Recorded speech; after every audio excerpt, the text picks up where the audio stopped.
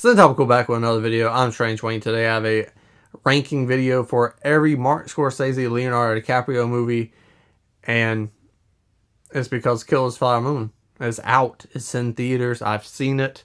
I've reviewed it, and now I can rank it. Now, there is a short film with both of these not actors. Martin Scorsese's in the short film along with Leonardo DiCaprio. I'm not counting that because it's not a feature-length film. So, let's get into it.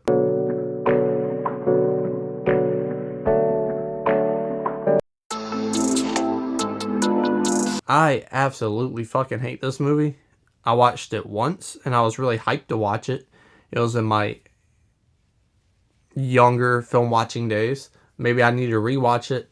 However, I just thought Leonardo DiCaprio was miscast in this film. I did not buy him as this detective. I didn't buy Scorsese's style put to this thriller-esque film. I was like, it just doesn't work. I feel the same way about Scorsese's Cape Fear. You shouldn't have made it. Your style just doesn't mesh with this thriller aspect that well. And it goes same for Shutter Island. It doesn't work. It's like a bizarre land movie. This film should have been made by David Fincher and had, I don't know, Matt Damon in it or somebody else. Anybody else. It just doesn't work for me on any level. Martin Scorsese is talented, and Leonardo DiCaprio is a very good actor. But me personally, I could give a flying fuck about an airplane. Their latest film together, Killers of the Flower Moon, to me is a good movie for the first 2 hours, and then it shows that this film doesn't have enough for a 3.5 hour movie, and because of that, it kills all the momentum, the emotion, the feelings I had attached to the story in the Osage tribe to an irritable-esque feeling towards of how stupid Leonardo DiCaprio's character is and how frustrating that is, and just the fact that nothing's happening. So, great movie for the first 2 hours, and then just shoots downhill because the momentum doesn't change. And it's very unfortunate. Still a good movie. I'm just disappointed by it. It was very underwhelming for what I wanted it to be. But number 4, not bad.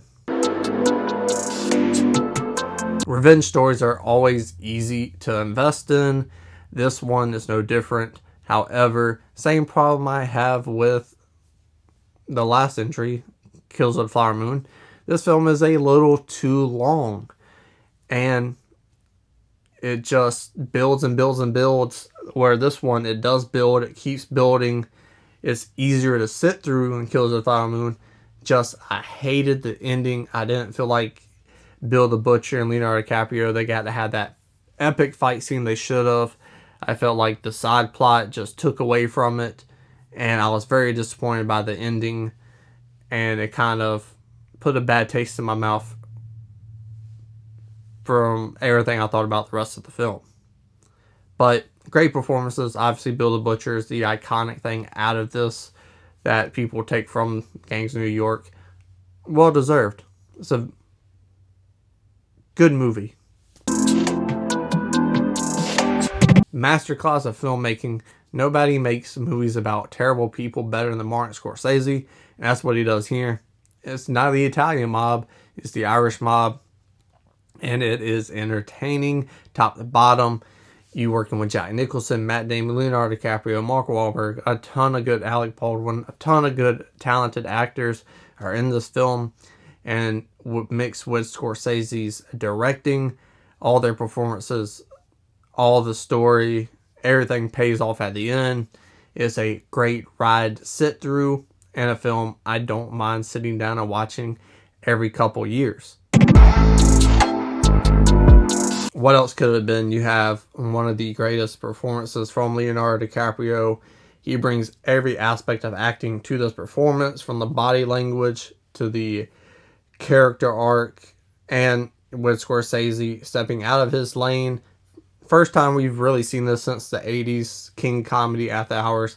He stepped into a slight comedy lane for this film about a bad person, which he does especially well, and gives a thrilling, fun, Scorsese-esque film, different from his other films.